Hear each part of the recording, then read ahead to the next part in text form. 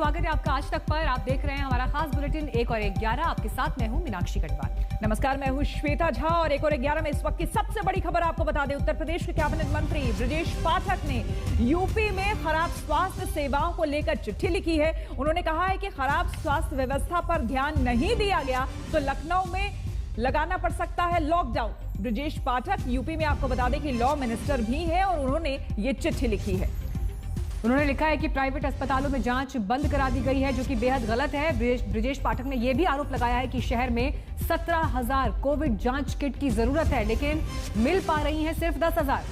अपर मुख्य सचिव स्वास्थ्य और प्रमुख सचिव स्वास्थ्य को ये चिट्ठी उन्होंने लिखी है और कहा है कि काफी दिनों से मदद के लिए लोगों के फोन आ रहे हैं, पर सुविधाएं न होने से मदद नहीं मिल पा रही है। तो इस चिट्ठी का सामने आना कई गंभीर सवाल इस वक्त खड़े कर रहा है उत्तर प्रदेश में स्वास्थ्य सेवाओं को लेकर, क्योंकि स्पेसिफिकली चिट्ठी में जिक्र देखिए श्वेता लखनऊ का किया गया है कि अगर वहां हालात नहीं सुधरे लॉकडाउन की नौबत आ सकती है।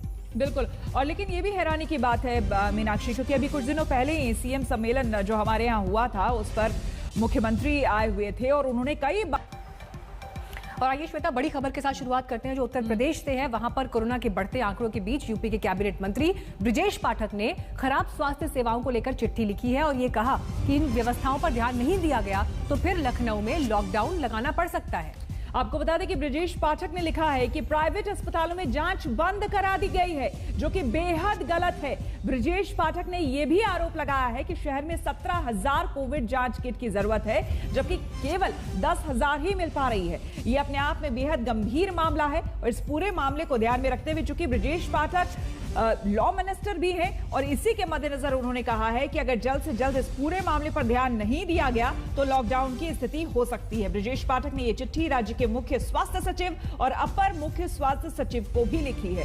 और मीनाक्षी, इस बीच ये भी बता दें कि काफी गंभीर मामला है। ब्रजेश पाठक ने यह भी कहा है कि उनसे लोग अपील कर रहे हैं मदद की, लेकिन उनके पास वो जरूरी चीजें मुहैया ही वो नहीं करा पा रहे हैं, क्योंकि उतनी चीजें उनके पास है नहीं।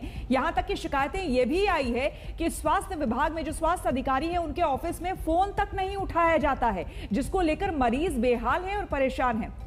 शिवेंद्र श्रीवास्तव हमारे संवाददाता सीधे लखनऊ से जुड़े हैं। शिवेंद्र, इस चिट्ठी में, इस पत्र में और क्या कुछ कहा गया है लॉ मिनिस्टर की तरफ से? देखिए, इस चिट्ठी में बहुत साफ तौर पर जो स्वास्थ्य की व्यवस्था है उत्तर प्रदेश में उससे सवाल उठाया गया है कि सीएमओ के ऑफिस की तरफ से फोन नहीं उठता है। इसके अलावा जिस तरह से सैंपल जांचने के लिए किट चाहिए या और दूसरी जरूरी चीजें चाहिए उनकी मदद नहीं मिलती है। और उन्होंने बाकायदा यहाँ पर एक साहित्यकार जिनकी मौत हुई है कल कोरोना की, उनका केस बताते हुए लिखा है कि उन्होंने बाकायदा खुद ही एम्बुलेंस के लिए फोन किया, बावजूद उसके एम्बुलेंस नहीं पहुंची और उनकी मौत हो गई। और वो काफी बड़े जाने माने उत्तर प्रदेश के साहित्यकार थे और उनके लिए बहुत सारे लोगों ने प्रयास किए, उसके बावजूद भी नहीं हुआ। हालांकि उसमें जांच करने की बात कही गई। योगेश प्रवीण नाम के जो इतिहासविद और साहित्यकार हैं उनके बारे में बात करके लिखा है ब्रजेश पाठक ने। लेकिन उससे ज्यादा गंभीर बात यह है कि कैबिनेट मिनिस्टर स्वास्थ्य सेवाओं पर इतने गंभीर प्रश्न उठाता है और उसकी बकायदा लिखता है स्वास्थ्य सचिव को। क्या कोई रिस्पॉन्स अभी आया, कोई प्रतिक्रिया सरकार की तरफ से इस पर? क्योंकि चिट्ठी लिखने वाला कोई आम शख्स नहीं है, मंत्री हैं।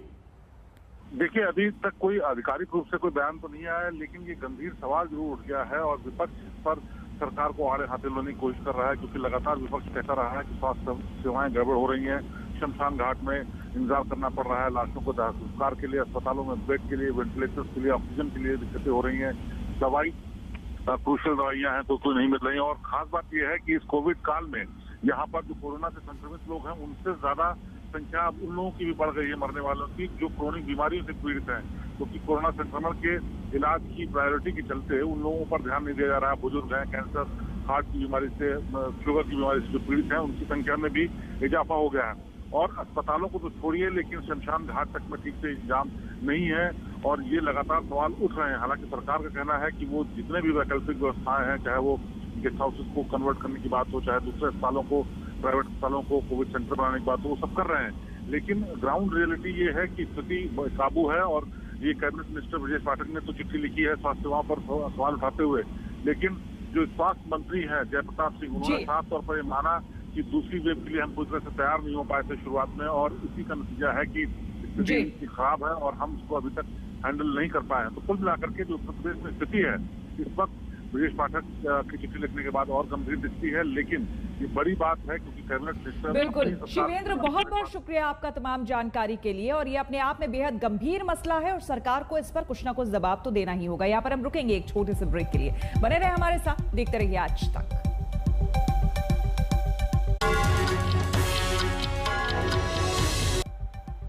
आपको बता दें कि पूरे देश में कोरोना के आंकड़े बढ़ रहे हैं, लेकिन उत्तर प्रदेश का हाल भी बहुत बुरा है। आपको यहां के आंकड़े हम दिखाते हैं। देखिए उत्तर प्रदेश में किस तरह से आंकड़े बढ़ रहे हैं। नए केस 13,685 सामने आए हैं। पिछले 24 घंटे में 72 लोगों की मौत हो गई है।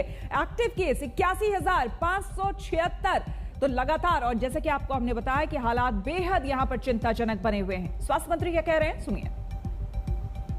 बाद से अब की फर्क इतना पड़ा है कि ये इन्फेक्शन ज्यादा होने के नाते इसका स्प्रेड ज्यादा हुआ है और स्प्रेड इतने तेजी से हो गया कि जिसके वजह से हम लोग अपनी तैयारी पूरी नहीं कर पाए। Initially number of patients and number of beds का अनुपात थोड़ा सा उसमें कम हो गया था, मगर अब ये हमको समय मिल गया तो हमने उसको ठीक भी कर दिया। हमारी टेस्टिंग हमने RT-PCR का लगभग 1 लाख तक हम पहुंचा चुके हैं उससे। और कॉन्टैक्ट ट्रेसिंग जहाँ भी मिनी कंटेनमेंट जोन या जो भी हमारा कंटेनमेंट एरिया होता है उसमें 100% उसमें उसके अगल बगल के घरों में सैनिटाइजेशन भी करना और उनका टेस्टिंग भी करना, और उस परिवार या उस व्यक्ति का जो कोविड पॉजिटिव आता है उसका पूरा 100% 48 घंटे के अंदर कॉन्टैक्ट ट्रेसिंग करना अनिवार्य, तभी हम उस चेन को रोक पाएंगे।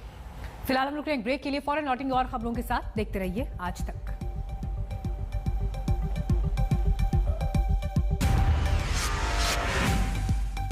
नमस्कार, मैं हूं अंजना ओम कश्यप। हमें उम्मीद है ये वीडियो आपको पसंद आया होगा। लेटेस्ट खबरों के लिए यूं ही देखते रहिए आज तक, और इस वीडियो के पसंद आने पर लाइक, शेयर एंड सब्सक्राइब करना ना भूलें।